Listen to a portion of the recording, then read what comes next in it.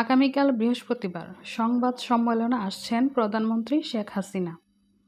সম্প্রতি শেষ করা থাইল্যান্ড সফর সম্পর্কে জানাতে এই সংবাদ সম্মেলনের আয়োজন করা হয়েছে বলে প্রধানমন্ত্রীর প্রেস উইং থেকে জানা হয়েছে। সকাল 10টায় গণভবনে এ সংবাদ সম্মেলন অনুষ্ঠিত হবে। সাধারণত প্রধানমন্ত্রী তার বিদেশ সফর শেষে আয়োজিত সংবাদ সম্মেলনে প্রথমে সংশ্লিষ্ট সফরের কর্মসূচি ও অর্জন নিয়ে কথা বলেন।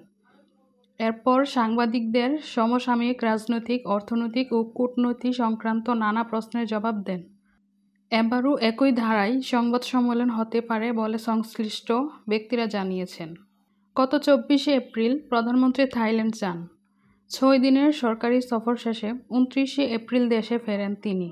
সফরকালে শেখ হাসিনা থাইল্যান্ডের প্রধানমন্ত্রী শ্রেথা থাবিসিনের সঙ্গে দ্বিপক্ষীয় বৈঠক করেন।